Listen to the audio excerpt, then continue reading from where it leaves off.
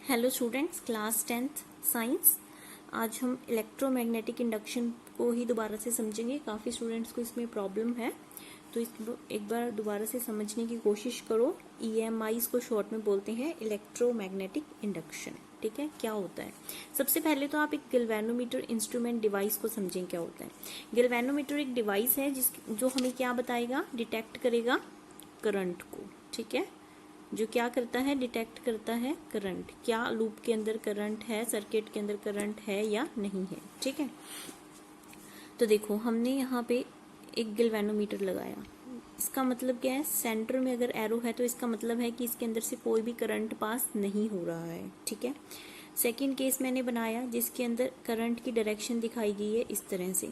जिस डायरेक्शन में current move करेगा तो उसी के अकॉर्डिंग क्या करती है, इसकी नीडल जो है वो क्या करती है, गैल्वेनोमीटर की डिफ्लेक्ट करती है। ठीक है, जैसे इस साइड में अगर करंट फ्लो कर रहा है तो इसकी नीडल जो है वो राइट हैंड साइड की तरफ क्या होगी है, डिफ्लेक्ट होगी। इसका मतलब क्या बता रहा है ये कि इसके अंदर करंट क्या है, प्रेजेंट है। ठीक है, तो देखो थर्ड केस के अंदर जैसे ही हमने करंट की डायरेक्शन को चेंज किया तो नीडल भी दूसरी डायरेक्शन में क्या कर गई है, डिफ्लेक्ट कर गई है। तो जिस साइड में पहले डिफ्लेक्ट कर रही थी उससे अपोजिट डायरेक्शन में क्या कर गई है, डिफ्लेक्ट कर दी है ड्यू इन लेफ्ट डायरेक्शन।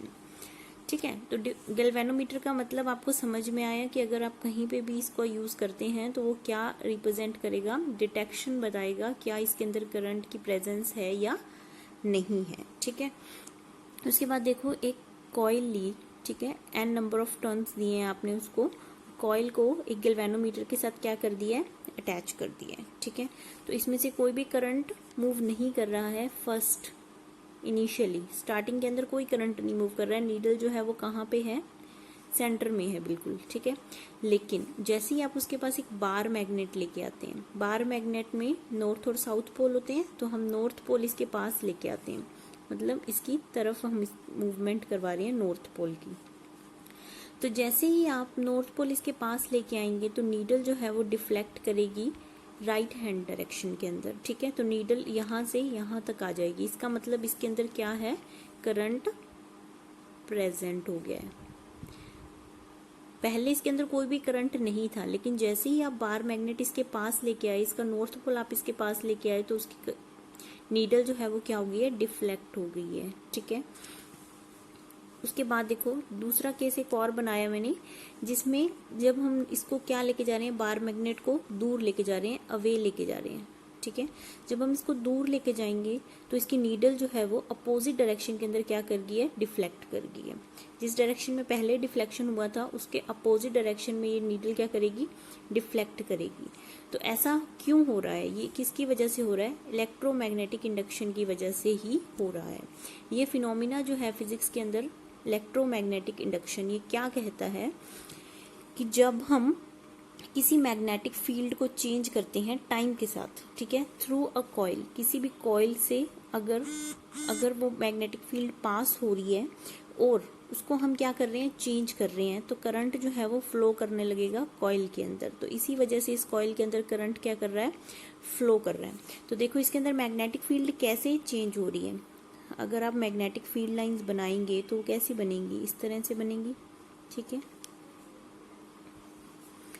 तो मैं आपको थोड़ा आइडिया दे देती हूँ, आप समझ पाए कि जो मैग्नेटिक फील्ड लाइंस हैं इसके अंदर एंटर कर रही हैं।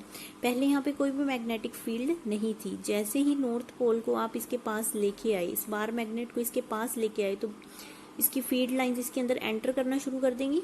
मतलब इसकी फील्ड लाइन क्या करेंगी, चेंज करेंगी। जैसे ही आप बार मैग्नेट को इसके पास लेके आ रहे हैं तो इसकी फील्ड लाइन क्या करेंगी, चेंज करेंगी। इतना ही इसके अंदर इंसर्ट होना शुरू कर देंगी। तो इसी की वजह से क्या हो रहा है, इसके अंदर करंट आ रहा है। इस कॉइल के अंदर क्या मिल रहा है, हमें करंट मिल रहा है। किसकी वजह से, due to the change in magnetic field.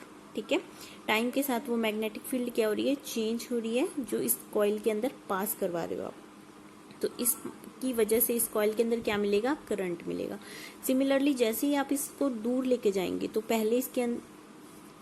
पहले सिचुएशन ये थी कि इसके अंदर इंसर्ट हो रही थी ये फील्ड लाइंस, लेकिन वैसे ही ये इससे क्या होना चाहिए कि दूर होने लगेंगी। तो इसका मतलब ये चेंज हो रहा है ना, इसके अंदर फील्ड लाइंस का क्या हो रहा है, चेंज हो रहा है। तो इसी फिनोमिना को हम बोलते हैं इलेक्ट्रोमैग्नेटिक इंडक्शन। होपफुली आप इसको समझ पाए होंगे मैं आपको क्या समझाने की कोशिश कर रही हूँ, ठीक है। नेक्स्ट देखो, एक और एग्जाम्पल एप्लीकेशन टाइप आपकी बुक में दिया हुआ था एनसीईआरटी में कि 2 कॉइल लिए हैं, ठीक है। 2 कॉइल ली, एक को आपने गैल्वेनोमीटर से अटैच किया है और दूसरे को सिंपली आपने बैटरी लगाई और एक की लगा दी है, ठीक है, और एक दूसरी कॉइल हमने इस तरह से प्लेस कर दी।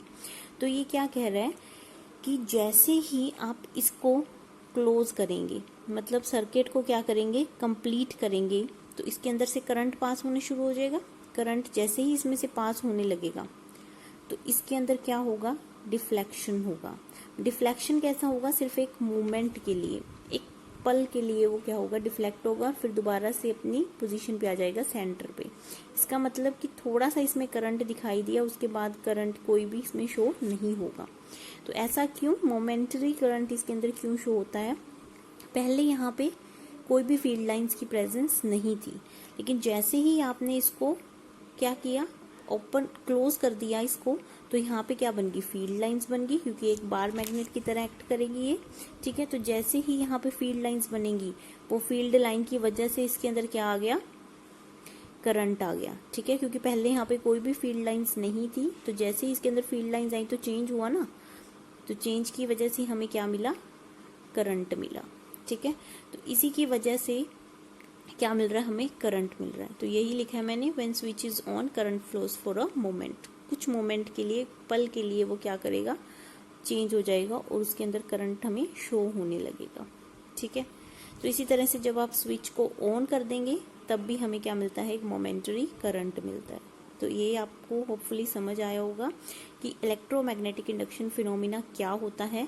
या तो आप कॉइल, इसको आप 2 तरह से समझ सकते हैं, या तो आप कॉइल को चेंज करें या फिर आप मैग्नेटिक फील्ड को चेंज करें, ठीक है।